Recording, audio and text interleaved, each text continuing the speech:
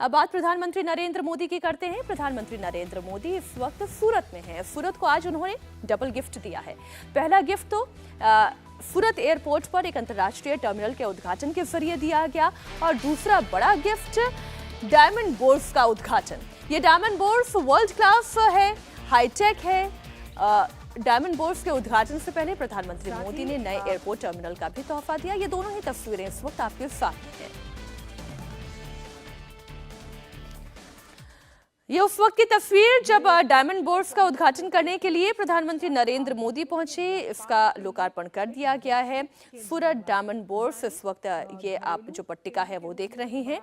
आज जो double gift सूरत की जनता को मिले हैं वो आपके सामने हैं। पहले इस डायमंड बोर्स की बिल्डिंग को आप देखें। वाकई में अंतर्राष्ट्रीय मानकों पर खरी उतरने वाली, सुख सुविधाओं से परिपूर्ण ये एक ऐसी इमारत है जो कि ट्रेड को बढ़ावा देगी। डायमंड की कटिंग से लेकर डायमंड की पॉलिशिंग से लेकर आभूषणों के ट्रेडिंग के लिए ये एक बड़े सेंटर के रूप में डेवलप की गई है। आप अभी तक जानते हैं कि जो सबसे बड़ा अगर व्यापार का केंद्र है, कटिंग और पॉलिशिंग आप जानते हैं कि सूरत में होती है, लेकिन अगर व्यापार का कोई केंद्र के तौर पर डायमंड का जाना जाता है तो वो मुंबई जाना जाता है। लेकिन सूरत डायमंड बोर्स के उद्घाटन के साथ ही अब एक नया ट्रेड सेंटर डेवलप हुआ है। इस बिल्डिंग में 9 टावर हैं और 15 मंजिल हैं। 4500 से ज्यादा डायमंड बिजनेस ऑफिस यहाँ पर हैं। कीमत की बात करें तो अच्छी खासी कीमत है और अगर क्षेत्रफल की बात करें तो पेंटागन की हेडक्वार्टर बिल्डिंग से भी बड़ी ये बिल्डिंग तैयार हुई है। अगर ऑफिस बिल्डिंग के रूप पर भी आप देखें तो ये विश्व की सबसे बड़ी ऑफिस बिल्डिंग के तौर पर आप देख रहे हैं।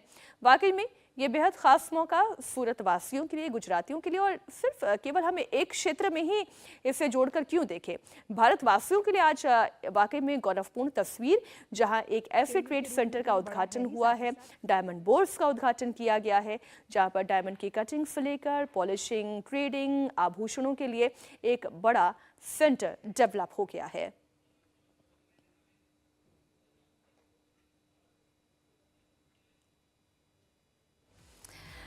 तो जैसा कि हमने आपको कहा, आज प्रधानमंत्री मोदी ने सूरत को डबल गिफ्ट दिए हैं। नया एयरपोर्ट टर्मिनल का उद्घाटन किया गया, अंतर्राष्ट्रीय टर्मिनल का उद्घाटन किया गया और ये मांग भी काफ़ी लंबे समय से की जा रही थी कि सूरत जो कि एक ट्रेड हब है, कई सारे राष्ट्रीय अंतर्राष्ट्रीय व्यापारी यहाँ पर आते हैं। अगर यहीं पर एक अंतर्राष्ट्रीय टर्मिनल डेवलप कर दिया जाता है, दे दिया जाता है, तो सूरत के विकास के लिए ये बहुत उचित होगा। अब बात करते हैं सूरत डायमंड बोर्स की, जिसकी 10 खासियतें इस वक्त आपके सामने हैं। डायमंड बिजनेस का सबसे मॉडर्न सेंटर है diamond bourse. 67 lakh square foot से ज्यादा के क्षेत्रफल में इसे तैयार किया गया है बनाकर। बिल्डिंग में 9 टावर और 15 मंजिलें हैं। 4500 से ज्यादा डायमंड बिजनेस ऑफिस यहाँ पर रखे गए हैं। प्रधानमंत्री मोदी ने सूरत को तोहफा दिया तो वो अब से थोड़ी ही देर के बाद अपने संसदीय क्षेत्र वाराणसी जाने वाले हैं। प्रधानमंत्री मोदी कई विकास परियोजनाओं की सौगात देंगे। कई योजनाओं का शिलान्यास भी प्रधानमंत्री मोदी करने वाले हैं। वाराणसी में प्रधानमंत्री के ग्रैंड वेलकम की तैयारी की गई है। इस दौरान तमिल संगमम की बात करें तो इसका भी उद्घाटन करेंगे। 2 दिनों तक प्रधानमंत्री नरेंद्र मोदी अपने क्षेत्र में समय बिताने वाले हैं। अगर बात की जाए तो उनका एक बाकायदा रोड शो किया जाएगा। Airport to cutting memorial school centre तक ये रोड शो किया जाएगा। 3 राज्यों में जीत के बाद इस रोड शो को आगे की तैयारी के रूप में भी देखा जा रहा है। 2024 की रणनीति के तौर पर भी इसे देखा जा रहा है। विकसित भारत संकल्प यात्रा के जरिए जितने लाभार्थी हैं उनसे बातचीत भी करेंगे। और जैसा कि हम लगातार कह रहे हैं कि बीजेपी की यूएसपी ये है कि उन्होंने अपने बेनिफिशरीज का एक ऐसा वोट बैंक तैयार कर लिया है जिन्हें अलग अलग योजनाओं के माध्यम से सीधा लाभ पहुंचा है। तो आप एक तरह से देखें, प्रधानमंत्री मोदी उनसे डायरेक्ट फीडबैक लेंगे। 2 दिन लगातार वाराणसी में विकसित भारत संकल्प यात्रा में शामिल होंगे। प्रधानमंत्री स्ववेर्द महामंदिर का उद्घाटन करेंगे। नमो घाट पर काशी तमिल संगमम 2023 का भी उद्घाटन करेंगे। प्रधानमंत्री कन्याकुमारी वाराणसी तमिल संगमम ट्रेन को भी हरी झंडी दिखाएंगे। वंदे भारत ट्रेन को भी हरी झंडी दिखाएंगे प्रधानमंत्री नरेंद्र मोदी। हमारे लिए वक्त एक छोटे से ब्रेक का है।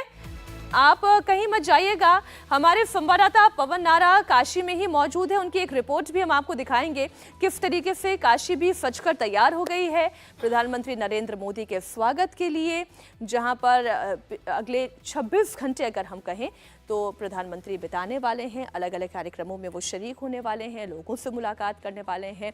वाराणसी जो कि उनका अगर हम कहें संसदीय क्षेत्र है, वहाँ के लोगों की आकांक्षाएं क्या है और जन भावना क्या है, इस कार्यक्रम के जरिए ये दोनों चीजें टटोलने की कोशिश प्रधानमंत्री मोदी करेंगे। प्रधानमंत्री नरेंद्र मोदी वाराणसी पहुंच रहे हैं। यूपी के कैबिनेट मंत्री अनिल राजभर जी हमारे साथ इस वक्त मौजूद हैं।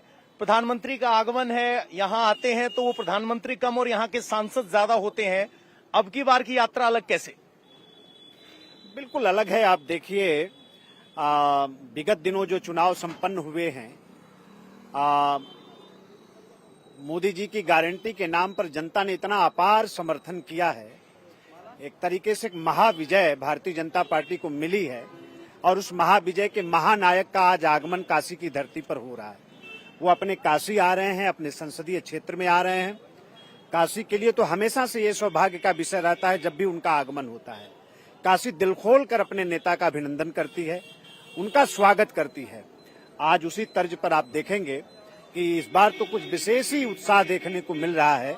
तो एयरपोर्ट से लेकर और विकसित भारत संकल्प यात्रा के कार्यक्रम, उसके बाद काशी और तमिल संगमम का कार्यक्रम और कल भी स्वरवेद मंदिर का लोकार्पण, उसके बाद जनसभा, सारे कार्यक्रम में आप देखेंगे कि पूरा काशी आपको सड़कों पर नजर आएगी। कितने किलोमीटर लंबा ये रोड शो होने वाला है? पूरा एयरपोर्ट से लेकर और पूरे कार्यक्रम स्थल तक, और कार्यक्रम जो पहला कार्यक्रम है वहां से लेकर फिर नमो घाट तक। देखिए, जब माननीय प्रधानमंत्री जी का आगमन होता है, उसको कोई भी आदमी गारंटी के साथ किसी संख्या के बारे में कहना, सबका अंदाजा फेल हो जाता है। काशी जिस तरह से सड़कों पर उमड़ती है, क्या युवा, क्या नौजवान, क्या गांव के किसान, सारे लोगों का जिस तरह से प्यार, अपने नेता को देखने की उत्सुकता, अब तो अद्भुत होता है नजारा। ये उत्सुकता है। आपको बता दें कि प्रधानमंत्री नरेंद्र मोदी उन लाभार्थियों से भी मुलाकात करेंगे जिन्हें योजनाओं का लाभ मिला है। रोड शो के लिए लोग यहाँ पहुंचना शुरू हो गए हैं। आप कौन से गांव से आए हैं? कमौली गांव। कमौली गांव। हाँ। नरेंद्र मोदी की किसी योजना का लाभ मिला? नहीं मिला। नहीं। फिर भी पहुंचे हैं। भरोसा है मिलेगा? भरोसा है, मिलेगा आज नहीं मिलेगा, कल मिलेगा। मिलेगा। तो देखिए, ये भरोसा क्यों है नरेंद्र मोदी पर? भाई, जब पूरा देश भरोसा कर रहा है तो हम लोग क्यों नहीं भरोसा करेंगे? हैं? जब पूरा देश भरोसा कर रहा है तो हम नहीं भरोसा करेंगे? आज नहीं कल मिलेगा, कल नहीं परसों मिलेगा। तो देखिए, आज नहीं तो कल मिलेगा, कल नहीं मिलेगा तो परसों मिलेगा। कुछ महिलाएं हमारे साथ हैं। मैम, आपको किसी योजना का लाभ मिला? हाँ सर। क्या मिला? हमको आवास मिला और सार्वजनिक शौचालय पे हमको काम मिला। समूह में जुड़ी हूँ। हाँ। आपको मिला कोई लाभ? सर, क्या लाभ मिला? आवास मिला, अभी मेरा बना नहीं है। अब बना नहीं है लेकिन नाम आ गया है। हाँ, नाम आ गया और है। आपको क्या लगता है, जब मोदी जी गारंटी देते तो गारंटी कितनी सही? हाँ, मोदी जी तो महिलाओं के लिए सबसे पहले काम करते हैं।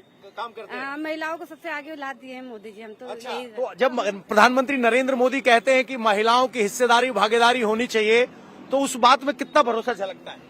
भरोसा दिख रहा है सर। हर चीजों में महिलाओं को आगे, गैस के लिए सब चीज की महिलाओं का नाम सबसे आगे कर दिए हैं। महिलाओं का नाम सबसे आगे कर रहे हैं। तो प्रधानमंत्री नरेंद्र मोदी गारंटी की बात करते हैं। इन चुनावों में गारंटी का असर दिखा है और यहाँ कुछ लोगों को लाभ मिला और कुछ को नहीं मिला है, लेकिन कह रहे हैं जब जनता भरोसा कर रही है तो हम भरोसा क्यों ना करें। गारंटी है मोदी की, आज नहीं तो कल मिलेगा, लेकिन कतार में है, भरोसे के जरिए इंतजार करेंगे, योजनाओं का लाभ उन्हें भी मिलेगा।